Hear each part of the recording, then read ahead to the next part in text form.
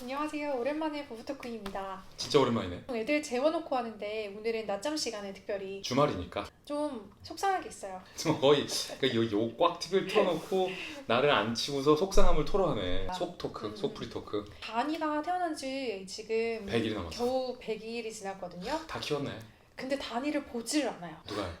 오빠가 찬이만 너무 좋아하고 너무 예뻐하느라 다니는 얘가 크는지 뭐 고개를 드는지 신경도 안 쓰는 게 너무 속상하더라고요. 서운하기도 하고. 장인어른이 그러셨어. 일 갔다 들어오면 애가 중학교에 돼 있고 일 갔다 들어오면 고등학교 돼 있고 어느 날 보니까 시집 간다고 했더라고. 그거는 약간 엄청 옛날에 그 경상도. 아무튼 자, 증거가 있습니다. 첫 번째 사진.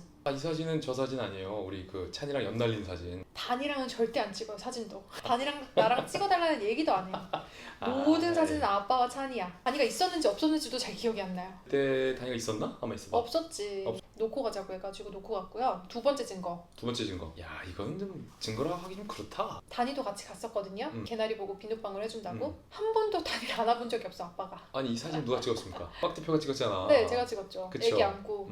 프레임을 짰네. 무슨 소리야. 프레임을 짰어 오늘. 그리고 세 번째 증거. 따란. 땡땡땡 소리가 계단에서 났어. 아빠 뒤에 봐라. 아빠 뭐가 좋아? 찬이가 하원을 할 때 몰래 숨어서 기다리고 있는 사진인데요. 찬이만 이렇게 이뻐요. 찬이도 아빠만 너무 좋아하고 제가 약간 소외감을 느끼더라고요. 단이 유모 같은 기분? 공정하지 않아요. 편파적이더라고요. 너무. 공정하지 않는 게 아니라 편파적인 게 완전 아니라 편파적이야. 네. 저도 단이를 봅니다. 알게 언제? 모르게 자주 봅니다. 눈 마주쳐요? 아, 단이가 나를 알아보기 시작했어 최근에. 최근에. 그리고 이제 이게 뭐랄까 역할이 분담인 거죠. 나는 찬이를 주로 전담하고 막내는 이제 좀 꽉 대표가 전담하는 어떤 무엇보다도 저는 찬이의 천재성을 이 자리에서 얘기하고 싶어요. 찬이의 어떤 천재성은 우리가 되게 고마워해야 돼. 사실 찬이의 천재성은 천재.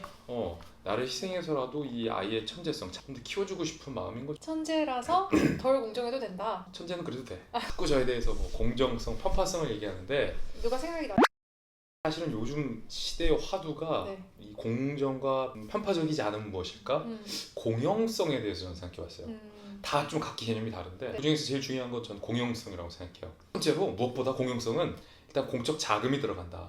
돈이 들어간다. 즉 세금이 투입된다는 거죠. 우리가 흔히 밥값 좀 해라고 하잖아요. 일반 민간 기업에게 밥값 좀 해는 내가 월급을 주는 것 이상으로 돈을 많이 벌어와. 그렇죠. 수입을 많이 벌어와. 뭐 광고를 많이 따와. 이런 거겠죠.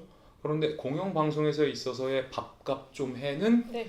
세금값 좀 해라는 그쵸. 거예요. 그건 세금을 내는 사람의 정치적인 이념이나 진영과 무관하게 누가 보더라도 고개가 끄덕여질 만큼의 좋은 소식이나 좋은 정보들을 알리는 것이 바로 그 공영성의 주된 임무겠죠. 밥값을 잘하는 것은. 교통이나 통신이나. 반대로 말하면 질 낮은 음모론 따위를 주기적으로 일삼는 것은 전혀 공영성을 담보한다라고 말할 수가 없겠죠. 상식적으로. 그래 안 그래요? 상식이죠. 두 번째는 제가 생각해봤는데 공영성은 편파적이지 않다라는 것을 담보해야 된다고 봐요. 즉 정파성이 였다는 거. 정파에 따라 돈 내진 않으니까요. 그러니까 세금은 누구나 다 내잖아요. 음. 여론조사상 모든 연령대에서 모든 지역과 상관없이 전 지역에서 다시 말해서 대한민국 국민의 과반 이상이 편파적이다, 잘못됐다라고 지적을 하면 네.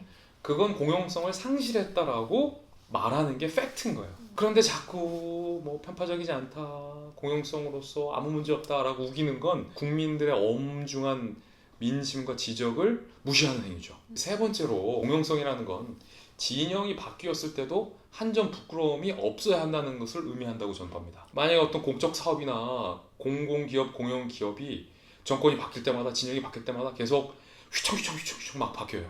물론 이제 그 진폭은 있을 수 있어요. 공영 기업이라 그쵸, 하더라도. 네네. 근데 그 진폭이 완전히 이렇게 180도로 된다라고 한다면 이건 너무 불행한 일이잖아요. 그건 굳이 공영 기업으로 둘 필요가 없는 거예요. 문 닫아야 되는 거죠. 차라리 민간 회사만도 못하다라는 얘기가 나올 수 있는 거잖아요. 네. 저는 그래서 이 공적 사업, 뭐 공공기관들이 굉장히 중요하고 꼭 있어야 하지만 꼭 이 공공성이 과다할 필요가 있나에 대해서 요즘 참 의문이 들어요. 특히 자유시장 하에서 공공성이 너무 지나치고 과도하다 보면 오히려 민주주의의 가치를 역행하는 경우도 발생할 수 있다라는 생각이 듭니다.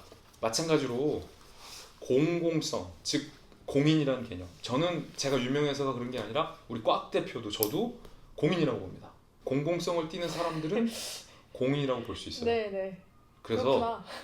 공인이라면 저도 그렇고 꽉 대표도 그렇고 적어도 공인이었구나. 네. TV에 얼굴 나오는 사람들은 저는 공인의 마음가짐은 있어야 한다고 봅니다.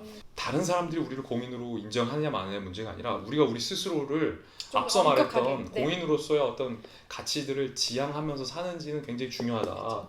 저는 그런 사람이기 때문에 저에 대해서 어떤 애를 편애한다, 뭐 차한이를 더욱더 사랑하고 단일을 이렇게 한다라는 지적은 결코 온당하지 못하다. 오늘의 결론을 말씀드릴 수 있겠습니다. 저는 굉장히 공인입니다. 아니야. 단이 좀만 크면 이제 다 알아요. 진짜 무서운 순간이 올 거예요.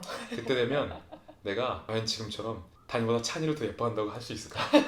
오히려 반대가 되지 않을까? 5대5로 똑같이 사랑을 준다고 애들은 느껴야 되니까요. 음. 오늘 여기까지 하겠습니다. 다음에 봐요.